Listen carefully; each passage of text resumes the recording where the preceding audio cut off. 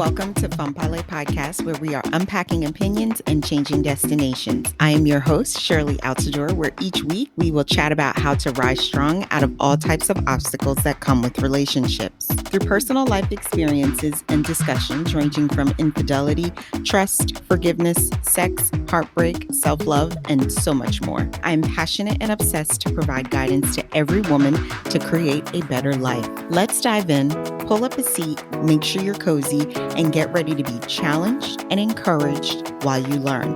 With me, your virtual girlfriend.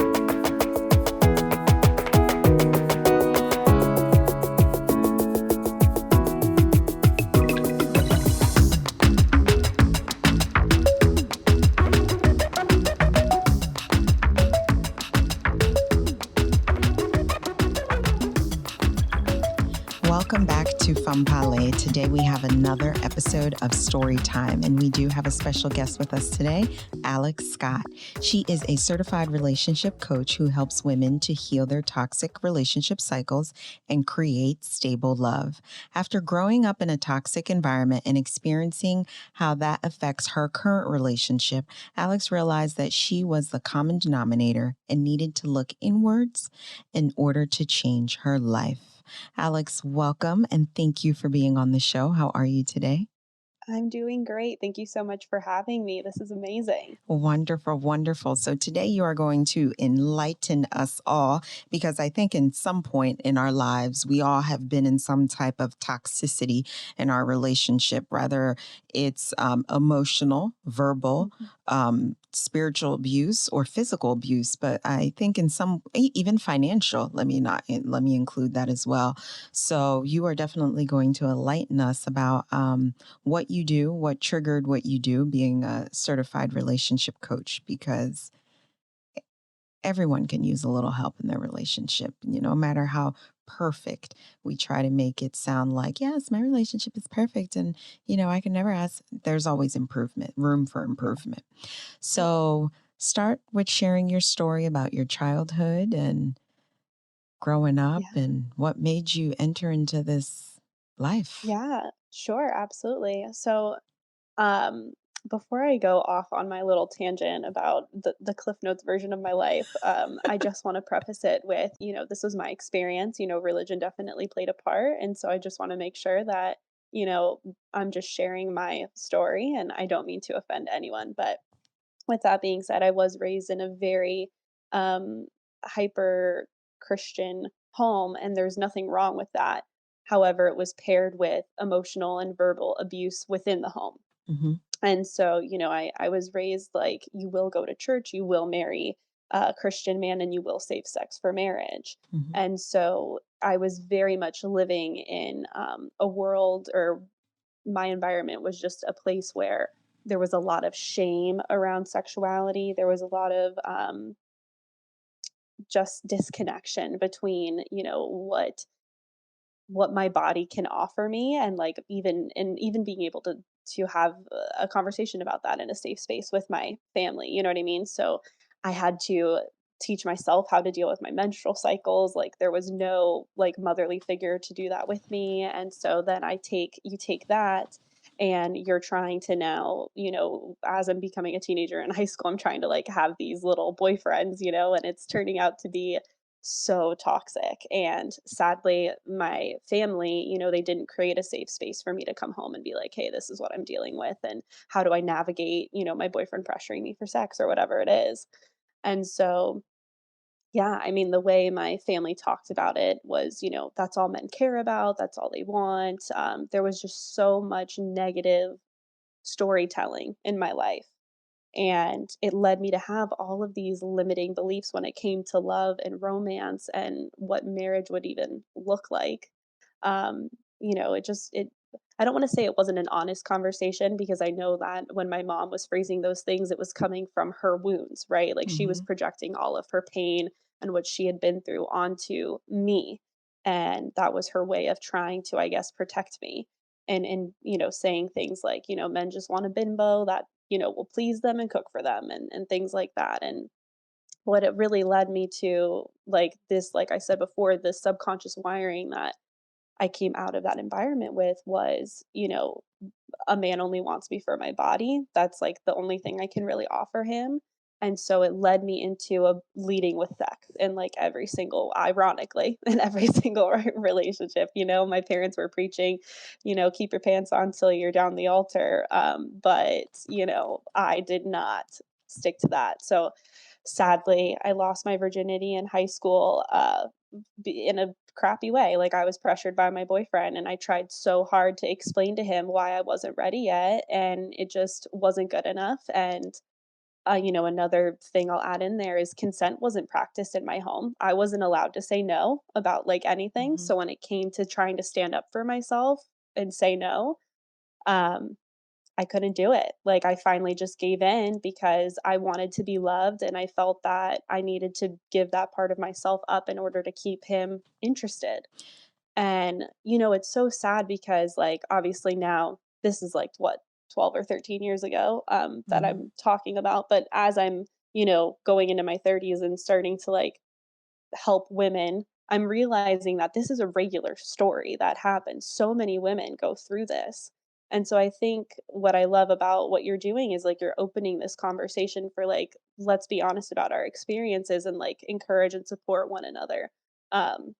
Because the reality is, like I said, we've all been through, and as you said earlier, we've all been through some kind of toxic relationship or situationship. Um, and so really what ended up happening from that point in my life is I got married at the ripe old age of 20, um, trying to do yeah, seriously, Oh. trying to, what I thought at the time was do everything right. I was checking all the boxes that my family wanted me to check. So Um, your marriage was really because you felt as though with all the pressure that you experienced as a child, this was the right thing to do. But yeah, because when you look back now, you knew you wasn't ready. Oh, absolutely. Yeah, no, I literally got married at the age of 20. And with this, it was to a guy that I grew up down the street from. So we were neighbors. I knew his family. Mhm. And I had made the snap decision, if I'm being completely honest, and I hate using the word rape because my experience wasn't violent, but we can say it was non consensual. Let's just put it like that. Mhm. I had an experience like that. And I also it very much led me to disassociation, which we can talk about later, but Okay. from there, I made this snap decision like, okay, I'm going to go 180 degrees, like complete U-turn. I am going to, date only Christian men. I'm going to not, have sex. I'm going to like do everything that my parents have been telling me for years is the right way to do it. So I just literally picked the neighbor down the street because he was safe to me, right? Because like I had known him forever, I knew his family, and so I was like, all right, like we're gonna start dating. We did everything right. Yeah, it was so logical. There was no like romance to it on my end. Yes, yes, Okay, so yes. you just pick the dude down the street like any, meeny, miny, mo. It's going to be you. And you don't really have a choice to say no. This is what we're doing. Yeah, I was just, like, yeah, kind of, like, looking back on it, I'm like, "God, I was so delusional at that age." Like, I was doing what I thought was right because, like I said, like, he was also a Christian, and his parents were still married. Mine at the time were finally divorced, but my mom used to say that to me all the time, like, "Find a guy whose parents are still happily married because then your odds of being successful in marriage are gonna be better." And so And if that shit does not get on my damn nerves, let me tell you, I can understand the lifestyle that you went because my grandfather was a pastor. I was raised in a Christian home. You go to church. Mhm, First of all, at least sex even came up in your house, but it was so negatively like, oh my God, blasphemy. It was never even spoke in my mm-mm, home. You don't even talk about sex in my home. Now we're talking about same with me, lost my virginity in high school. I was 15 years old, lost my virginity. And before I might have had shame about it. Now it's mhm, like I appreciate every experience that I went through. I had a teenage pregnancy when I was young. Same with the menstrual cycle situation. Never discussed. I remember my mom telling me, first of all, I didn't tell her. Got my period in yep. March. She found out in May. And she found out because all her maxi pads were starting to go missing. Oh my And god, she I so came to relate me. to that. Yeah, her maxi pads were going missing. So she came to me. She was like, so you got your period. You know, this means Mhm. you can get pregnant, right? And that was the extent of the conversation. Yeah. Yep. That's It it. was such a fear-based everything, and it's like Everything was negative, Alex. everything. Your Yeah. period was negative. Sex was negative. You couldn't talk about anything. Now, a whole nother topic, but just to give you an idea, teenage pregnancy, didn't have a child, have the abortion. She knew about it. And that's a whole different story of how she found out. After we came home, I give her the birth control pills. Her words to me were, "You're still going to be having sex?" Now, at 17, I knew logically what you're saying to me just doesn't make any sense. I've Mhm. already lost my virginity, gotten pregnant, and now you're really asking me this question, Mom? Okay. So I realize now, like, something ain't right here. But at Yeah. 17, I didn't know how to process this unhealthy. Yeah. You don't as a kid. Like, literally, the science behind how our brain develops is the prefrontal cortex, which is, the part of our brain in charge of making logical decisions, Hmm. isn't even fully formed till we're 25. Yeah. So these kids are growing up, and now the statistics, like, by the age of 6 they're already hearing about sex. So like my niece has one more year, and it's like my sister is raising her the way we were raised, so I'm like, I see this train wreck coming, and I am just like, Oh, I've made this promise to myself, I'm going to be the cool aunt that she can come to with all this stuff. So every time I'm there, I'm like speaking life into her and like, affirming her and really trying to nurture this relationship where she feels safe to come to me, because I just see, you just see it happening. It's like, "Oh my god, like, it's we a just need to repeat create an cycle. environment." Yeah, it is, Yeah. until you do conscious, intentional, work and make decisions about how you want to approach this topic with your children. Now, look, I'm not a mom right now, and I'm not saying that it's easy, but I think the biggest mistake in parenting is assuming that your kids know less than they do. I think we underestimate them, and so at the end of the day, and even with my niece has been my guinea pig in a few ways, because like Oh. I lived with them for a period of time when I was going through something Hmm. really rough, and she straight up looked at me one day because I like gave her a hug. I came in from work, I gave her a hug, and I was like, "All right, like Auntie Al," that's what she calls me. Auntie Al's gonna go to her bedroom, and she's like, "Why do you do that every day? You come home from work and you just lock yourself in your bedroom." Oh, And I looked at her and I was like, "You want me to be honest?" And she's like, "Yeah." And I said, "Auntie Al's really sad right now, and so she just likes her alone time. And so that's why I'm doing this." And she literally was like, "Okay," and went and grabbed a sticker and came and gave me a sticker. And, so my point in saying all that is like, don't underestimate kids, and when you're honest with them, they will, they can hold space for you. We don't realize that, but they really can. So just be upfront and direct with your kids. They'll appreciate it in the long run. I respect that Um, 100%. And even though you're not a mother, but you've experienced what you experienced as a child, and you've opened up your eyes to realize I need to unlearn what I learned as a child because yeah, it's toxic. It's not good. I need to stop putting something as simple as your period shouldn't be seen as a negative. I'm yes, 12 years old. I'm bleeding out of my vagina. Can we not make this any worse than it already needs to be and for embrace the real. situation and let me feel like I'm not falling apart? Hmm. And help me understand my body and its Yes. job. Like, literally, it's impossible. I mean, I don't want to say it's impossible. I'm sure there's medical conditions where a woman doesn't experience that, but the majority of us do. And so to shame it or to try and avoid that topic or deny that part of ourselves, Hmm.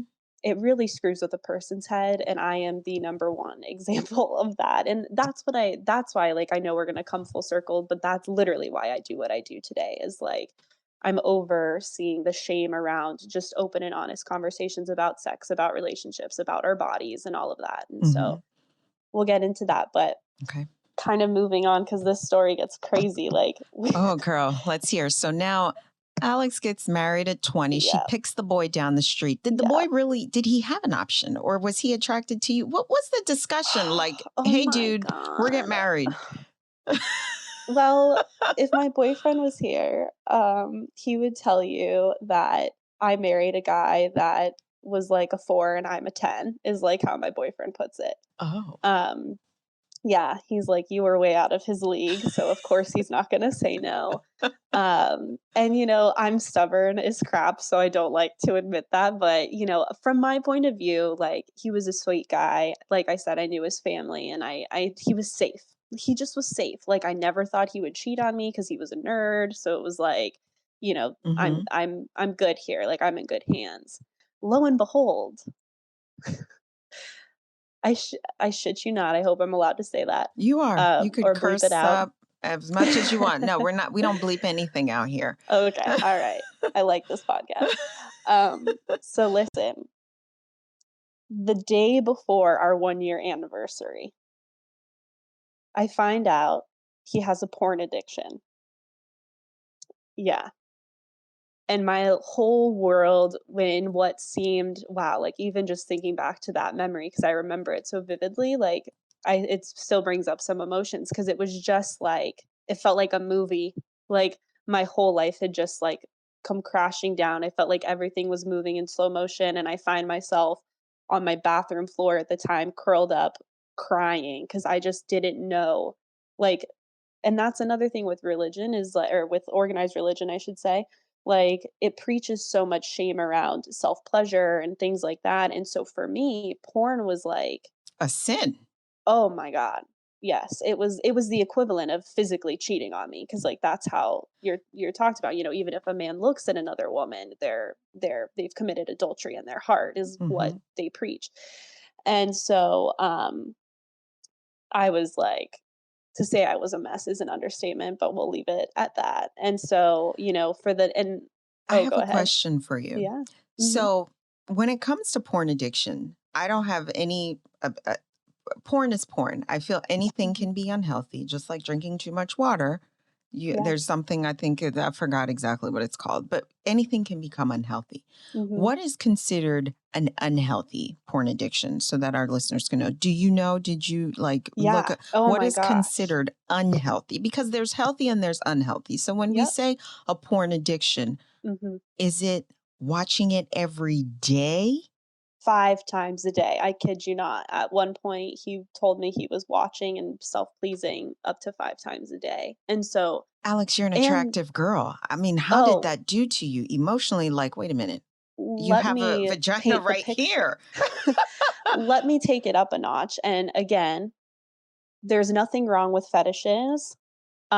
Just, I'm a 5'9" girl who weighs like 140 pounds. Like, I used to be a professional ballet dancer, so I am skinny. I'm like a Mhm. full A cup. All right. Gotcha.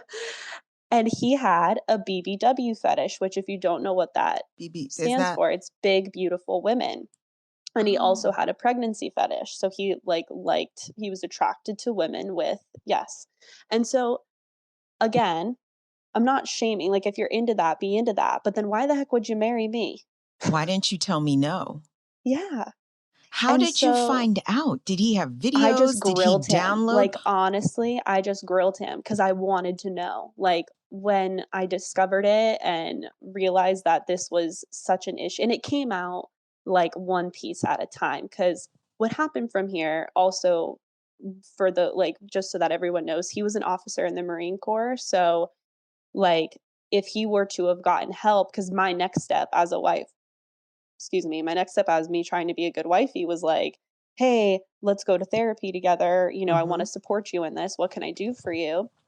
And he was like, "No, no, no. Like, I can't go. Like, if we're going to use the healthcare we have to pay for it, it's going to go on my record. And like, that could keep me from getting promoted and like, blah, blah, blah."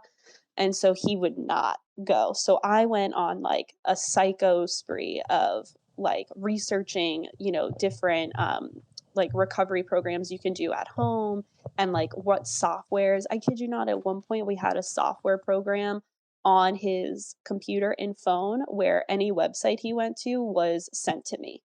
And this is where I probably should have just put my foot down and been like, I need to leave this relationship because at that point I was mothering him. And it's like, it is not my job to be keeping tabs on what you are doing on the interwebs. you It's know? the same thing when the woman goes FBI crazy and start hacking the guy's phone. Me, victim, have been there, done Right. that. Like, oh, I need to see what he's doing. One woman said it perfectly. It became a challenge. It became a debate. I needed to find the information. Yeah. Same thing, like to Yeah, put a I software did. on his phone so you can, or on his computer so you can know where he's going. Like, really? Yeah. We're Yeah, adults because it here. was like and it's a Christian-based program, and the whole point is like, "Oh, we're gonna hold your partner accountable," but really what that breeds in a relationship is it's breeding really toxic codependency, Hmm. and a bunch of other things, but if I was gonna put a pin on it, I would say just super severe toxic codependency because my whole life, like, God, I so to answer your question, like the unhealthy amount, it got to the point to where like he couldn't even have sex with me, right? Like he was doing it so often, he wasn't even really attracted to me. At one point, he admitted to like sneaking sugar into my food so that I'd gain weight, which ended up not really working. Yeah, like he admitted to like taking pictures of me in the shower without my knowledge. Like it just got weird.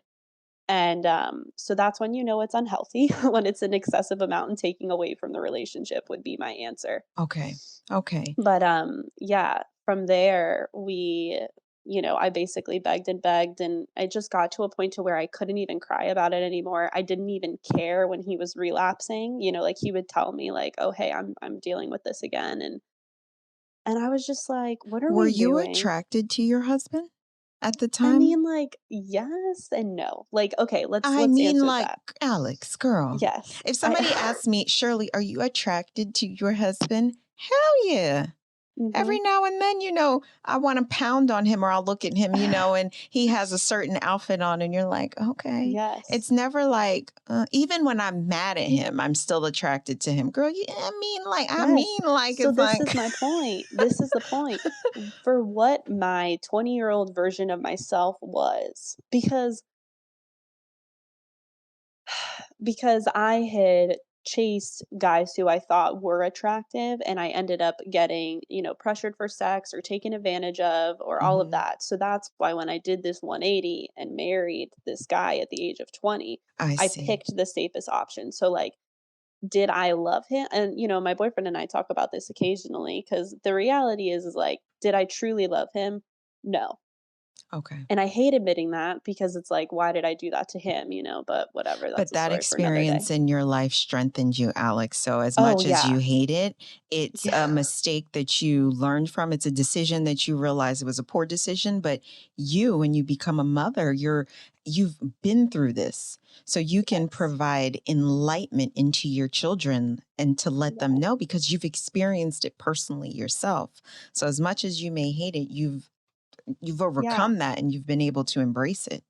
And I really, if I'm being honest, like this is really what kicked off my love for psychology because I remember like I wanted to understand what he was going through with this addiction and everything. And Hmm. so I started like looking up TED Talks on, the chemicals released in the brain while watching porn and like all this stuff. And it's insane. Like our Hmm. bodies and brains are so powerful. And so that really was like the first time that I started like just researching to understand what he was going through, what we were going through.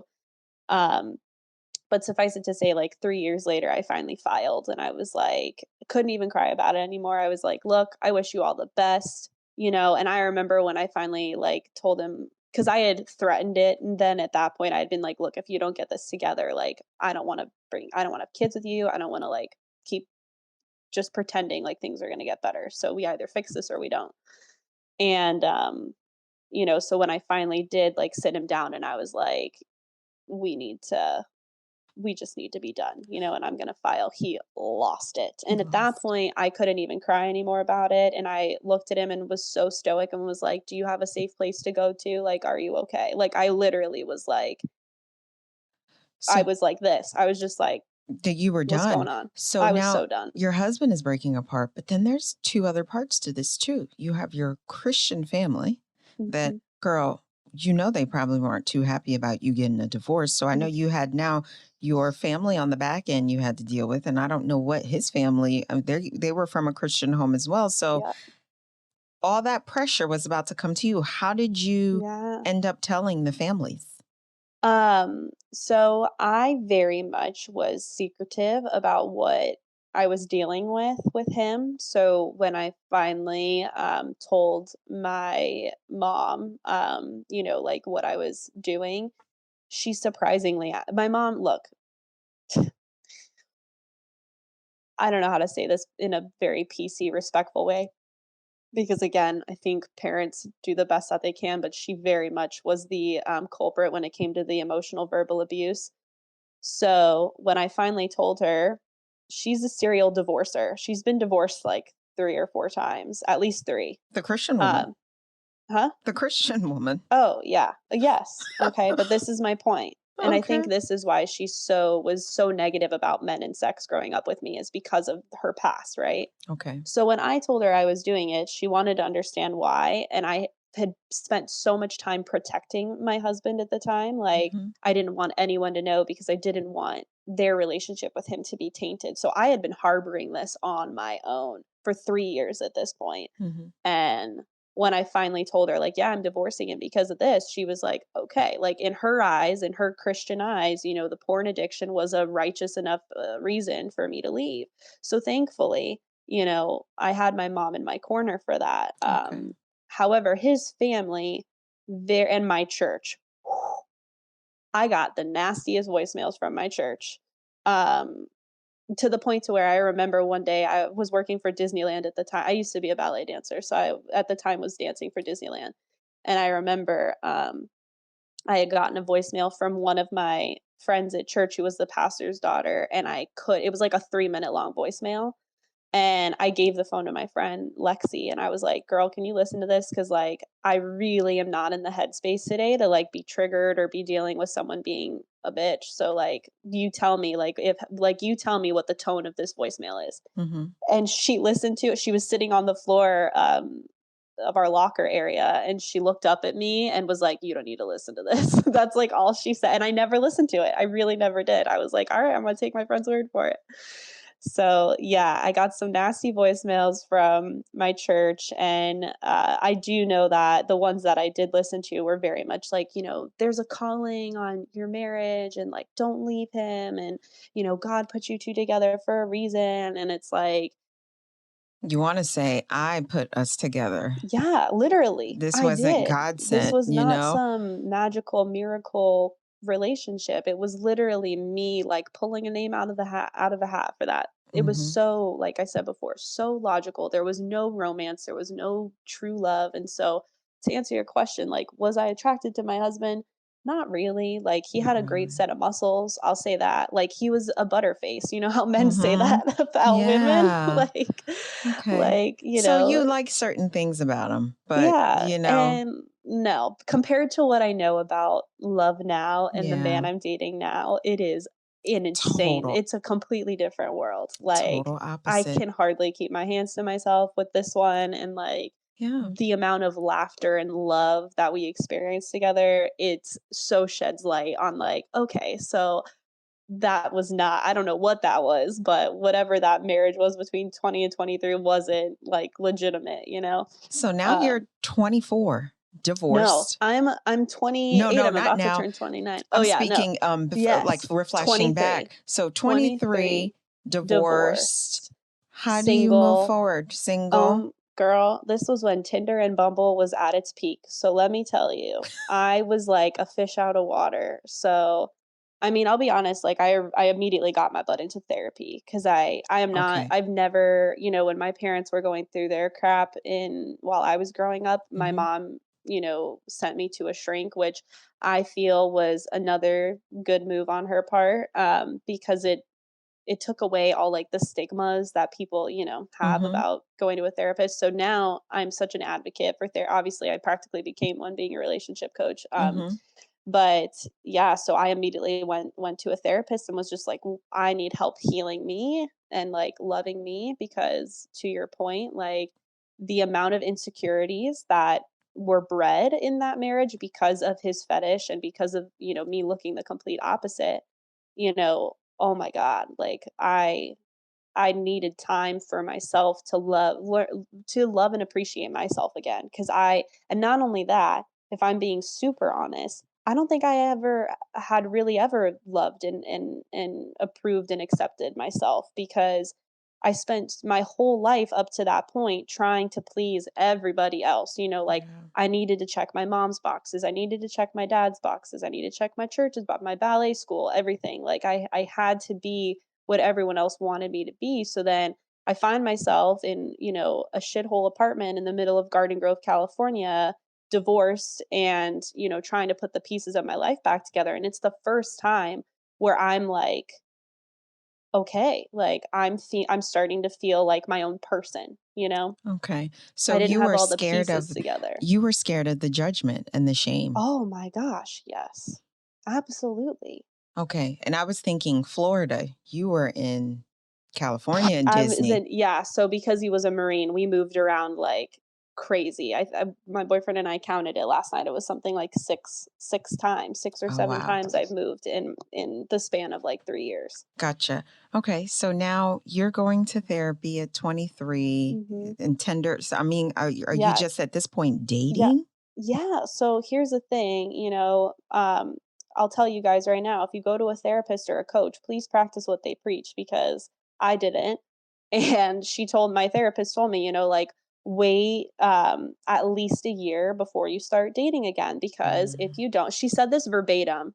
She was like, "If you don't, we tend to repeat the same cycles that we've had." So, me thinking I'm 23, I'm divorced, I've been single now. I waited like 8 months or 9 months post divorce to like put myself out there. Like I was on dating apps, but I wasn't seeing anyone and I was hardly using them. mhm. But then in December of that year was when I finally went on my first date post divorce. And it was weird because I didn't know how to date as an adult and like especially with the dating culture now where it's like you date multiple people at the same time and then you kind of make a choice. Like Yeah. I wasn't like that. I was still mentally stuck in high school where it was like, oh, we made out, we're a couple.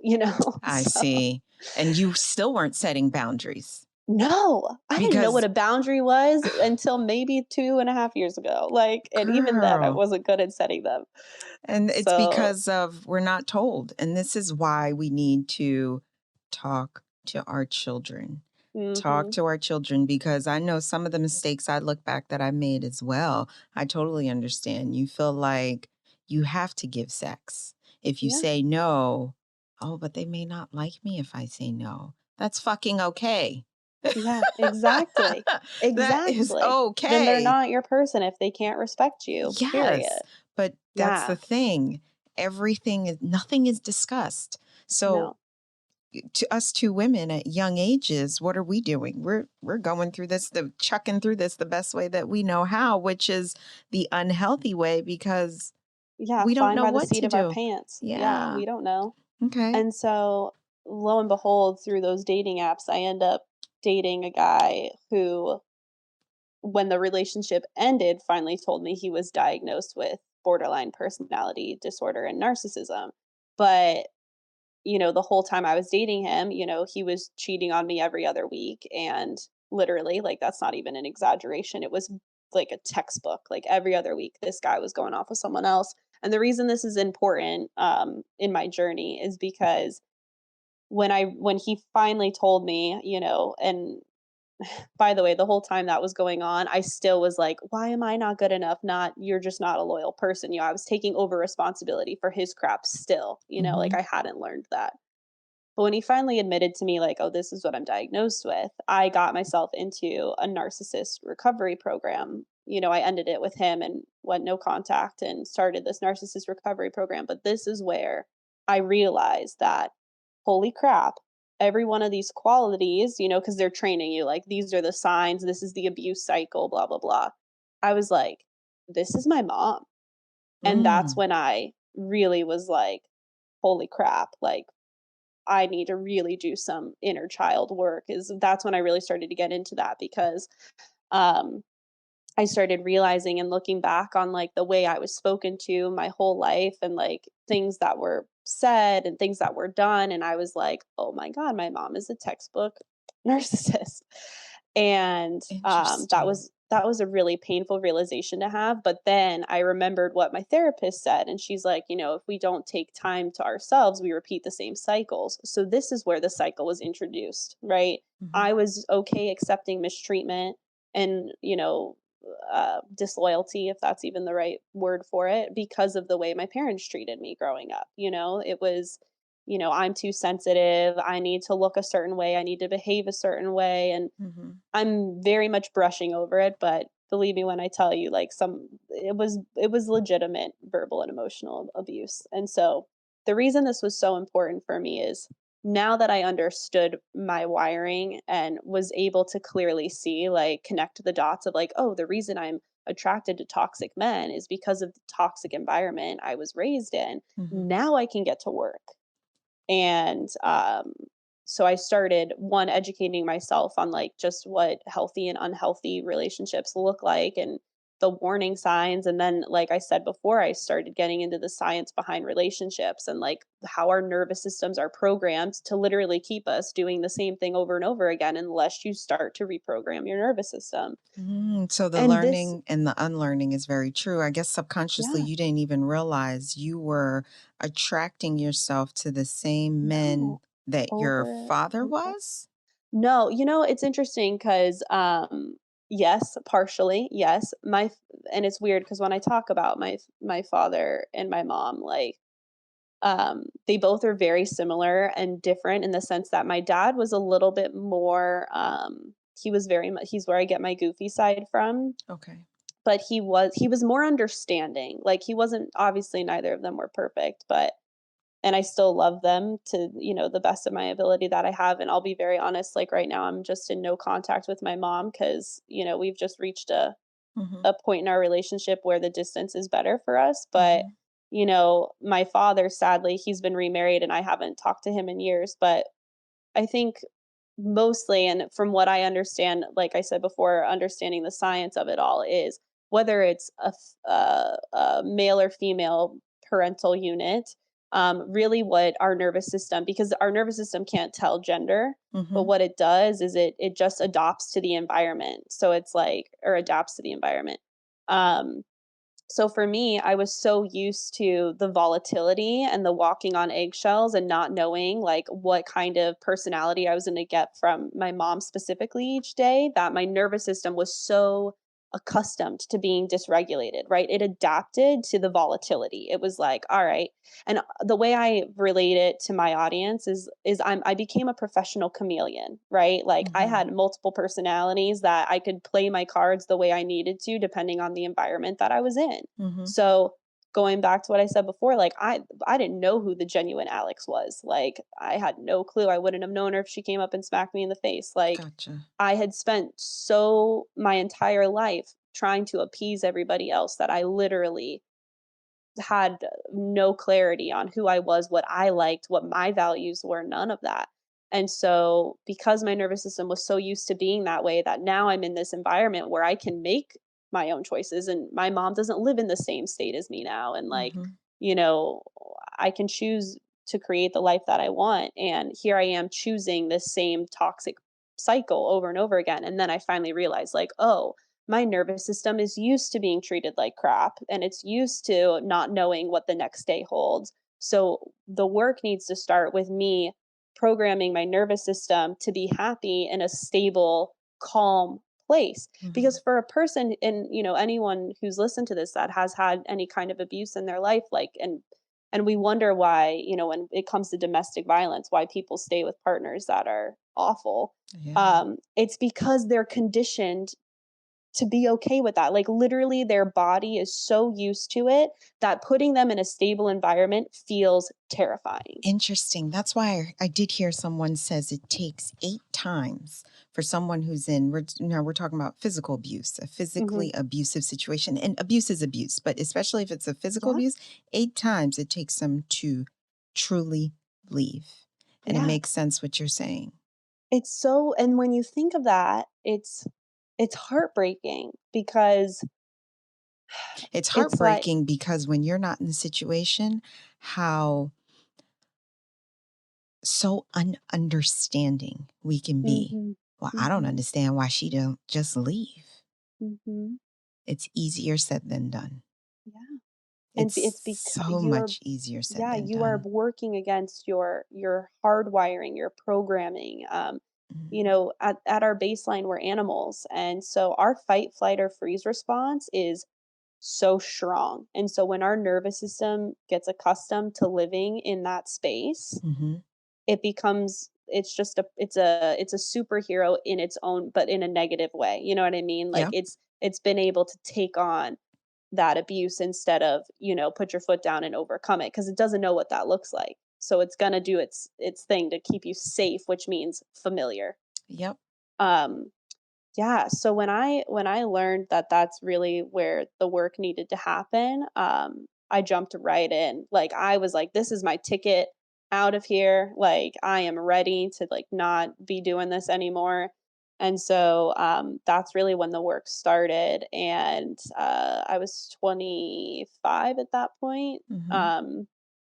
and I just jumped right in, and like I said, fell more and more in love with the psychology, and then I started being more mindful of like I was starting to be more mindful of who I was dating in the sense that like, I was more aware of my triggers that were coming up or like and also very much aware of like not lowering my standards. So meaning there was a guy I was seeing at one point who I was into and it was kind of like a long distance thing. Like he kept traveling to California for work and I liked him, but the reality was like I didn't know if we were on the same page or whatever. So I straight up confronted him. And that's something that old Alex would have never done. She would have just like kept seeing him every time he came into town and like just hoped that he would one day lock it down. And so me now on my healing journey, I finally straight up asked him like, "Hey, like, I've really enjoyed getting to know you. Like, where do you feel like this is going?" And he was very honest with me and was like, "Look, I'm traveling for work a lot and I'm still trying to figure out my schedule." And he's like, "So I'm not really ready." And I was like, "Great, thanks for your honesty, but at this time, like, I think it's best for us to part ways because that was me honoring myself and what I wanted." That Right? was that Like, the first time you set a yeah, boundary? yeah, it was. And wow, it really was.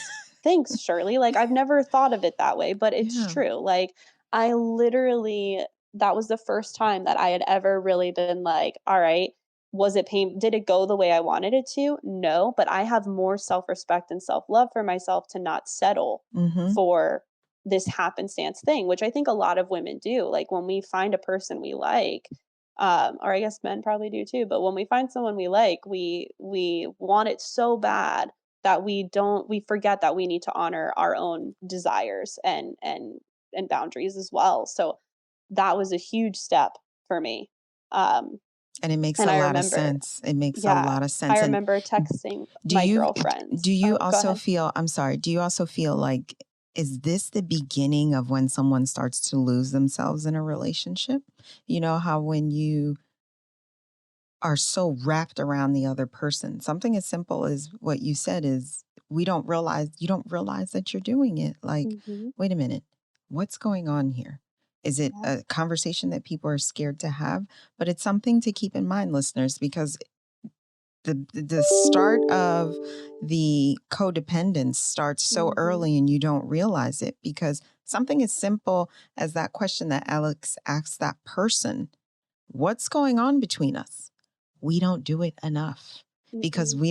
we're scared of what the response is going to be, especially if you Yeah. really like that person. Yeah, and it's like the reality is worst case, you have a situation like I did, but we really need to start operating with like what's meant for us won't miss us. That's like I think I stole that Yes. from Jay Shetty. Yes. And it's so true because it's like when we live in this scarcity mindset of like this is my person, like I finally found someone I connect with, like oh my god, I want to hold on to them, um, we will settle. We will justify Hmm. mistreatment. We will make all of these, exceptions to the rules because we just want to be loved and accepted by somebody, anybody. Yep. And it's a dangerous place to operate in because then you end up doing what 20-year-old Alex did. She gets married to a guy who is safe and checks all the boxes, but really there's this inner demon. And by the way, was I truly happy in that relationship? No. So that's another reason I do what I do. It's like don't make my mistakes, Yeah. because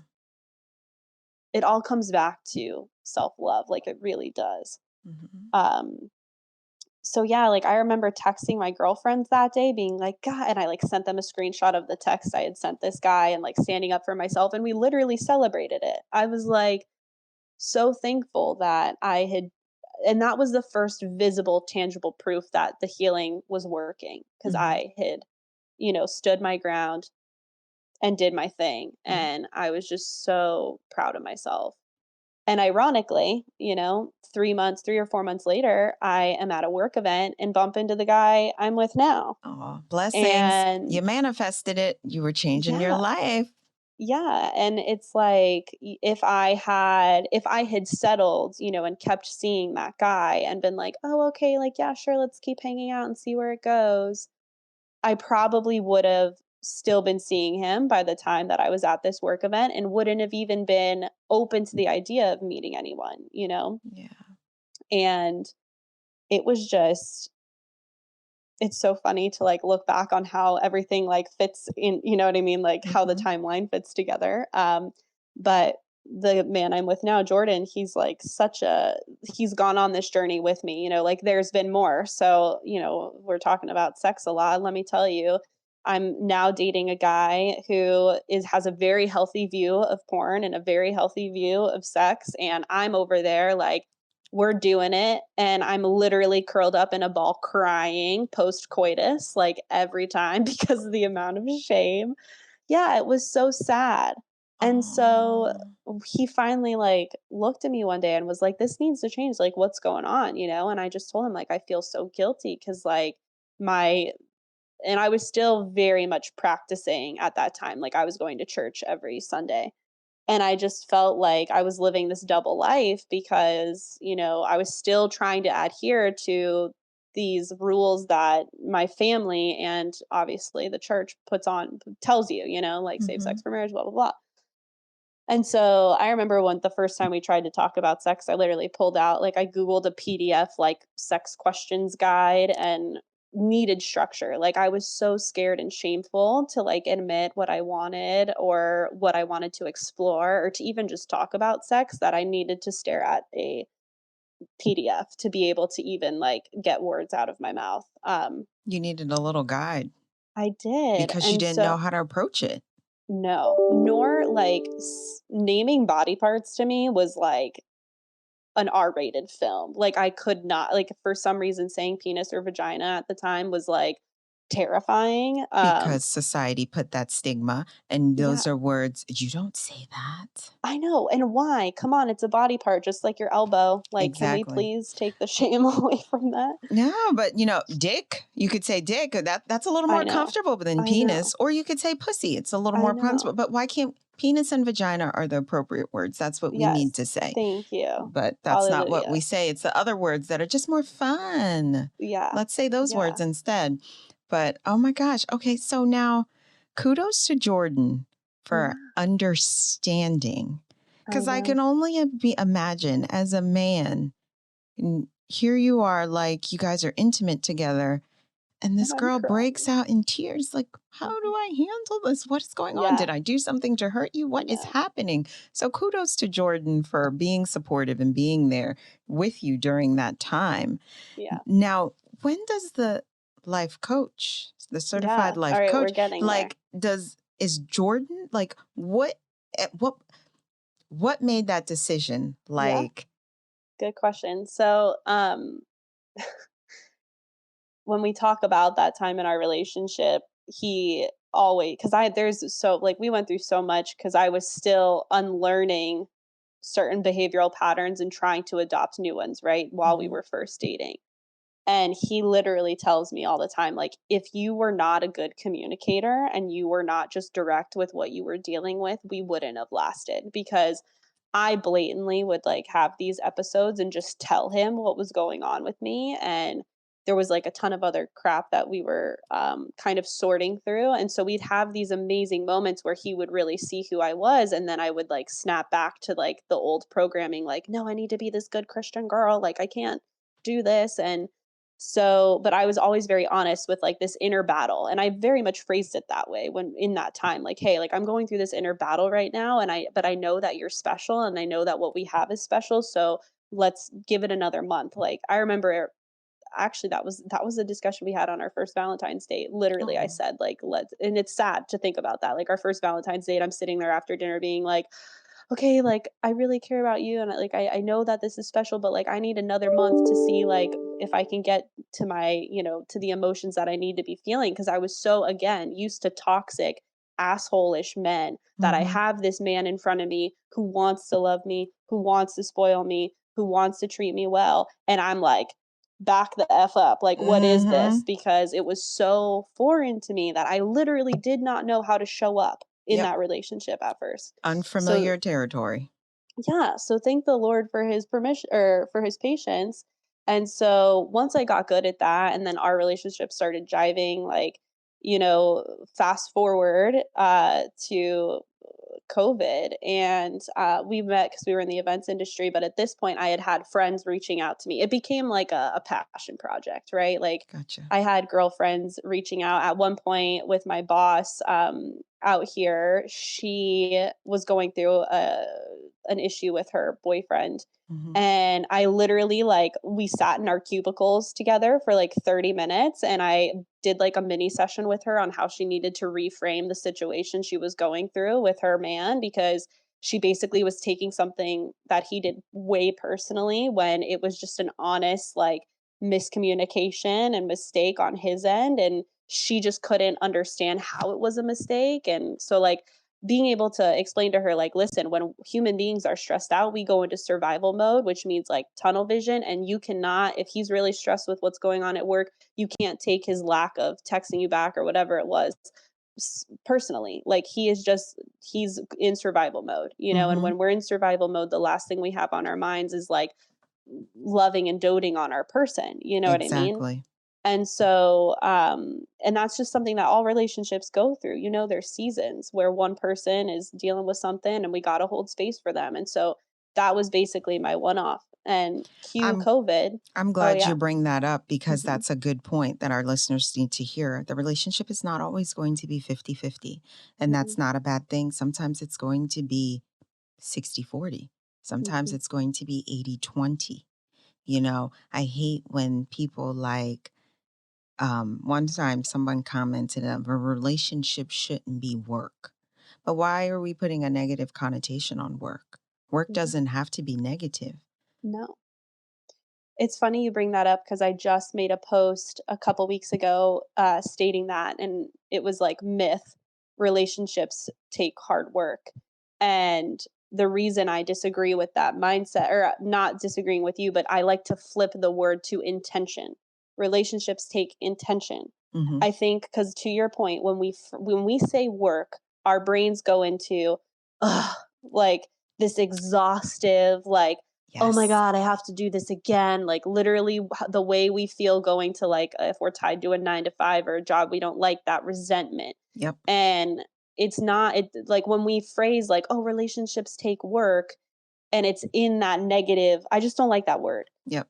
But yes, you're right. They take intention. They absolutely do. You cannot be in a healthy relationship and be running on autopilot. It doesn't work that way. You need to be Yep. conscious about the way you're perceiving your partner from day to day, the way, mind taking care of your own needs and respecting your partner's privacy, which can be very hard to do during quarantine. Oh. um yeah.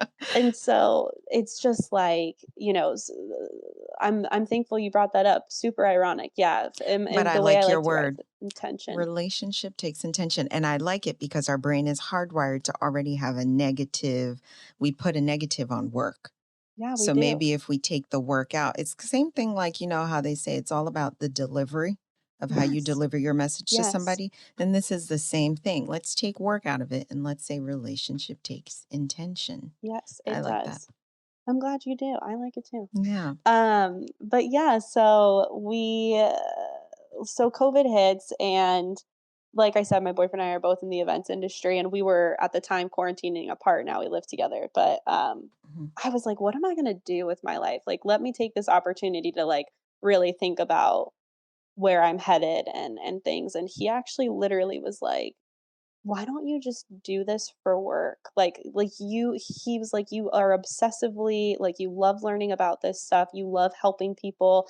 You have a crazy story and you're living proof of like where I've come from to where I am now. And he's like, people need what you have done. Mhm. And I was like, okay. So I immediately got certified. And because I was unemployed, I had nothing but time.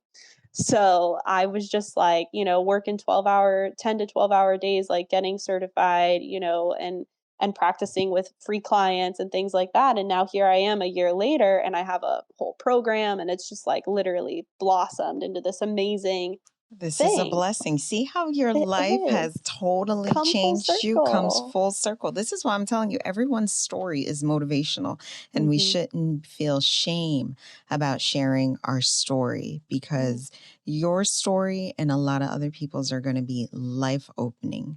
Now, what message, Alex, do you have to share for someone out there that are in a toxic relationship, that don't know how to get out, that don't see the light at the end of the tunnel, and that are scared the hell? And we're talking about someone that, want their relationship to work. Hmm. What advice do you have to offer to these women? It's a really good question because I have like 40 things I want to say. But to try and dial it down to like one or two things. Mm-hmm. Um, the first thing I would say is be honest with yourself. Um, when we're in toxic relationships, like I said before, we have a tendency to justify and rationalize and defend our partner. Um, So the first exercise I like to get, and this is something I did with myself and still practice with myself, is look yourself in the mirror, literally, like go stand in front of the mirror or pull your cell phone up on the selfie camera mode or whatever, and talk to yourself as if you were talking to your best friend with 100% honesty about your relationship, because what's gonna happen is when you admit the mistreatment verbally that's going on or anything like that, you are now going to be faced literally with it right in front of you. And the good thing is like you're not really talking to anyone else, you're talking to yourself. Mm-hmm. But how would you respond if your best friend was looking you in the eye, telling you what you're telling yourself? Mm-hmm. So, I'm standing there in front of my mirror. I'm saying, I'll just use my past toxic relationship as an example. Chris cheated on me for the fourth time today. And, it really hurts because blah, blah, blah, blah, blah. And so as I'm standing here, like staring at myself in the mirror doing this exercise, I'm thinking, okay, if my best friend was telling me that this guy cheated on her for the fourth time, I'd be like, girl, you're better than that. We're done. Like, break up with him, come over. I have the wine. I got the chocolate chip cookies. You're gonna hang out with me for a night or two, and then we're gonna go and like get our nails done and whatever, and you're gonna move on with your life. Like I'm here for you. Mm-hmm. That's what we would 9 times out of 10, that's exactly what we would tell our friend. Like you're better than that. Leave that guy. I'm here for you. Mm-hmm. So first thing is first, be honest with yourself. Okay. Stop lying to yourself and trying to justify it. And the second thing is embrace inner love and acceptance. Because when you start being mindful of how you treat yourself and talk to yourself and love on yourself, you are going to start to realize that every relationship you've been in has been a reflection of your inner relationship with yourself.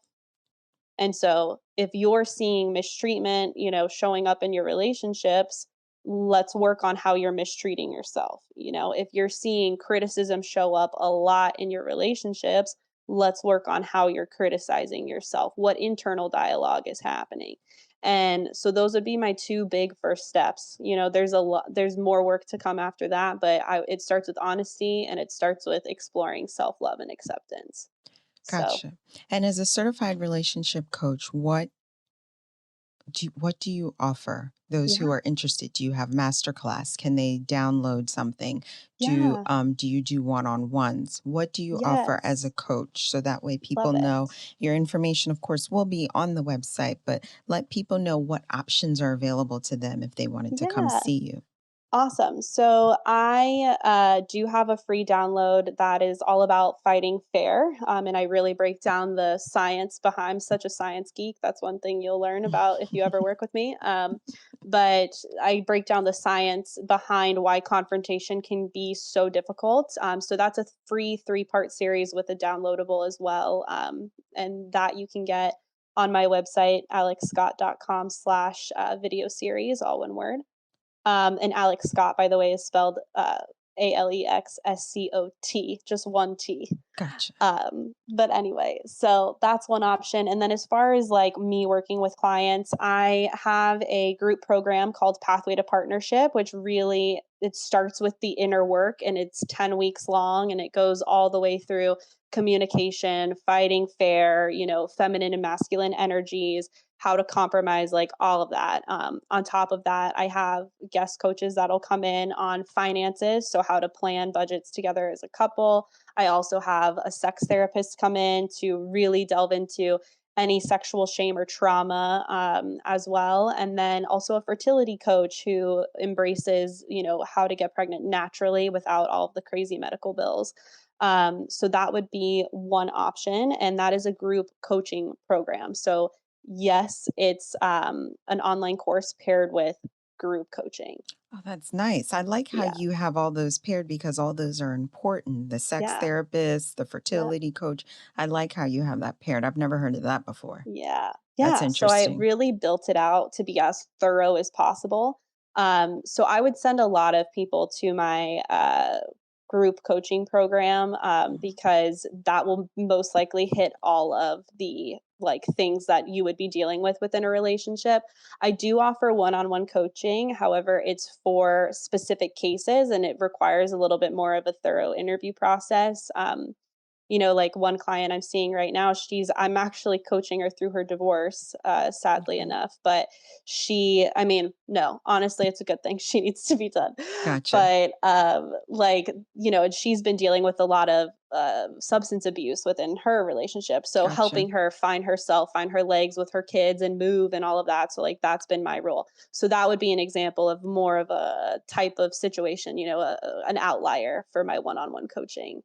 So Wonderful. Oh my yeah. gosh. So you definitely have a lot to offer people. Alex, you gave us a great, insightful message today, sharing your story. I appreciate that because I always like to thank those who come on here sharing their story, giving us a little background, a little in depth of number one, why you ended up doing what you're doing, Mhm. because from your childhood to your adult life, it was very traumatic. It was It many was. crisis situations that you were going through, a loveless marriage. You basically thinking like sex was the answer. And then now you're fighting with yourself to think, no, everything I do has to be based off of religion.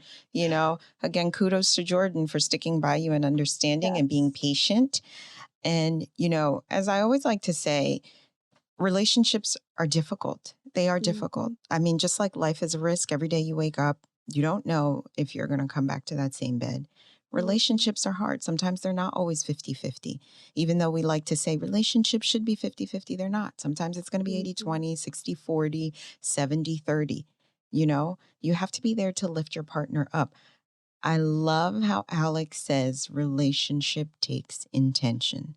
So moving forward, we're going to take the work out of that and say we're going to say relationship takes intention because we don't want to be negative about it.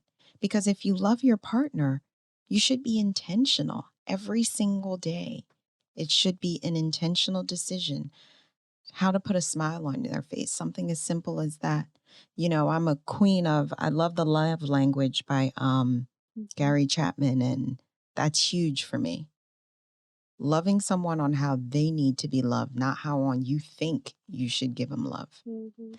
So be mindful of all these things in your relationship. Pay attention to the cues, pay attention to the signs.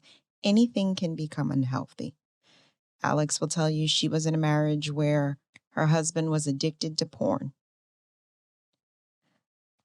That alone, to me, it's like, for the longest time, I couldn't even think, how does porn become unhealthy? But obviously, when you're watching it every day and you don't want to have sex with your partner, red alert, red alert, red alert. So we want to thank you guys for listening. I definitely hope this was very insightful for someone's relationship at this time. Alex, information is going to be available on the website to reach out to her if you're experiencing any type of situation in your relationship. You need someone to talk to, definitely reach out. Her information is going to be available. And as I always like to end is love yourself, voice yourself, and be yourself. Till the next podcast, guys. Have a good one.